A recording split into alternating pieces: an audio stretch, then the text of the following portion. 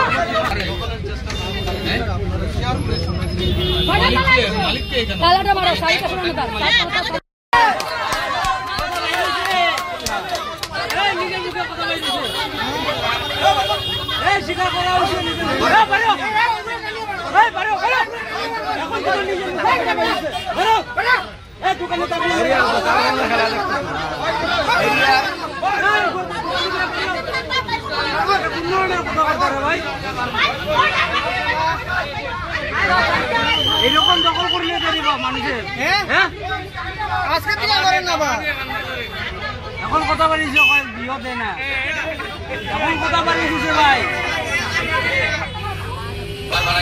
ওলো ওই বানাইছে ওলো যা লাগে না লো লই যা লা বেটা চল মাগ লাগাইতাম না ওলে কর পয়সা এই গরম মানে আমরা লাগা আইছা আমি বাইরে গেলে তালা দিও ও তালা যা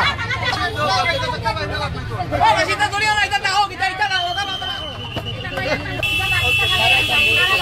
ale ba ko kare ako ito dora ko kaliya nakana ba ina dora kitu nai ঝামেলা করবাই ও ধরে ঝামেলা আমি জানলা করে দিলাম kita সসুক না হারামি বটা ও খালি আমার তো জানি ও তো সেগুলো রাখতো না এই পুরো না রাখতো না শুনো দেখো দাম করে তোমার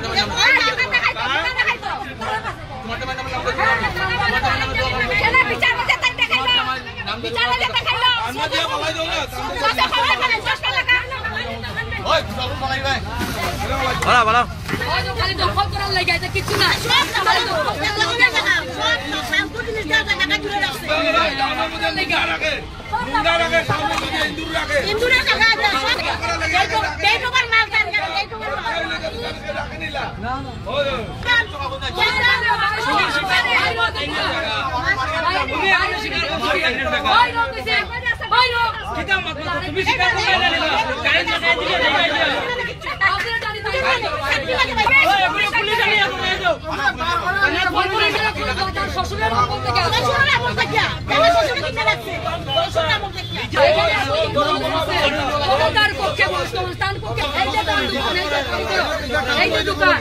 এই যে দখল করার সিস্টেম কিছু নাই এই যে খালি বাক্স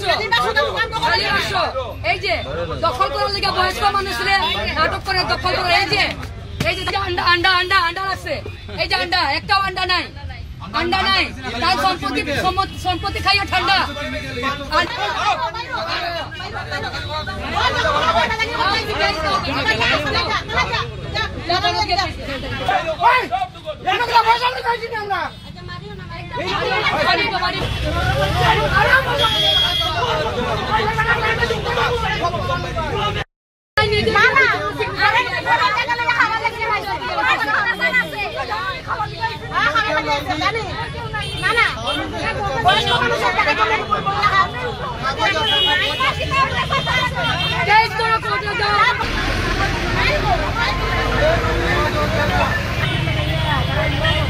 অনিতা দত্ত এবং ভোলা শীলের মধ্যে যে ব্যাপারটা আছে সেরকম না, আরো অন্য অনেক জায়গায় এরকম দেখেছি।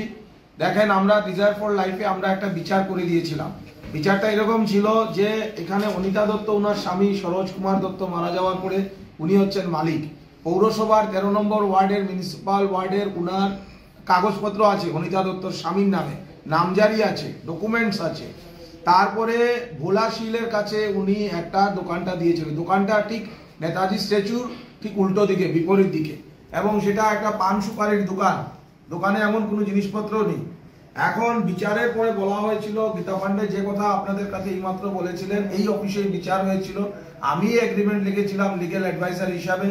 হ্যাঁ, তো কথাটা হয়েছিল যে 1.5 লক্ষ টাকা দেওয়া হয়েছিল। 1.5 লক্ষ টাকা দেওয়ার কথা না, কিন্তু আউট অফ সিম্পথিও বারবার বলছিল যে আমি দোকান ছেড়ে গেলে, আমার অন্য জায়গায় গেলে আমার একটা অসুবিধা হবে, সেই হিসাবে উনি 1.5 লক্ষ টাকা দিয়েছিলেন এবং বলেছিলেন যে কারেন্টের যে ব্যাপারটা, এই ভদ্রমহিলা উনি মানসিকভাবে অসুস্থ। উনি যে এখানে দোকান করছে কত বছর ধরে করছেন? মোটামুটি ধরুন 3 বছর এখনো হয়নি। 3 ইয়ার্স হয়নি, মোটামুটি ধরুন 3 বছর। এগ্রিমেন্ট করেনি? হ্যাঁ, কোনো এগ্রিমেন্ট হয়নি। এগ্রিমেন্টটা আমরাই করিয়ে দিয়েছিলাম মৌখিকভাবে। ও বারবার এখন বলছে, আমরা যখন বলছে, ধমকি দিচ্ছে যে আমি কোর্টে যাব, আমাকে এগ্রিমেন্টের দেন। কোনো এগ্রিমেন্ট করেনি, মৌখিকভাবে দিয়েছে।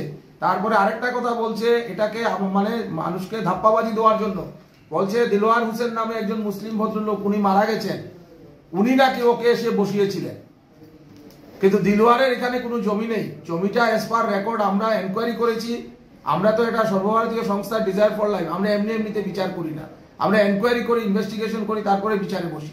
ওখানে আপনারা তালা মেরে এসেছেন, বাস হয়ে গেছে, সলভ? আমরা তালা মারিনি, যাবে মানে মালিক তালা মেরেছে। তালা মেরে বলা হয়েছে যদি ভোলা শীল দেখাতে পারে যে ওর জেনুইন কোনো, ওর নামে কোনো নামজারি আছে, ট্রেড লাইসেন্স আছে, মিউনিসিপ্যালিটির এখানে ব্যবসা করতে গেলে ট্রেড লাইসেন্স লাগে, এগুলো কিচ্ছু নেই, তাহলে পরবর্তীতে চিন্তা করা যাবে। কিন্তু আপাতত এই ভদ্রমহিলা মানসিক ভাবে বিপর্যস্ত, ওনার ছেলেও অসুস্থ, মানবিক কারণে গীতা পান্ডে এবং আমরা সবাই মিলে আমরা উনাকে চাবিটা সমঝে দেওয়া হয়েছে, এখান থেকে উনি দোকান করবেন বা অন্যকে ভাড়া দেবেন।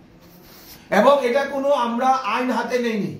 আপনাদেরকে বলতে চাইছি, যারা আপনার ভিউয়ার্স আছেন, আমরা সেটা বলতে চাই, এটা কিন্তু আমরা কোনো আইন হাতে নেইনি যে জোর করে একজন মানুষকে দোকান থেকে বের করিয়ে দেওয়া। আমাদের সঙ্গে যে এগ্রিমেন্ট আছে, সেই এগ্রিমেন্টে বারবার বলা হয়েছে এবং উনি আমাদেরকে সাহায্য চেয়েছেন। আমরা ওকে ওর স্বেচ্ছা মানে দোকানটা ছেড়েছিল, ওকে বোঝানো হয়েছে। এবং এখানে অনেক পাবলিক ছিল, রাস্তার পাবলিক, যে পাবলিকরাও কিন্তু সাপোর্ট করেছে। ঠিক আছে, thank you sir, thank you.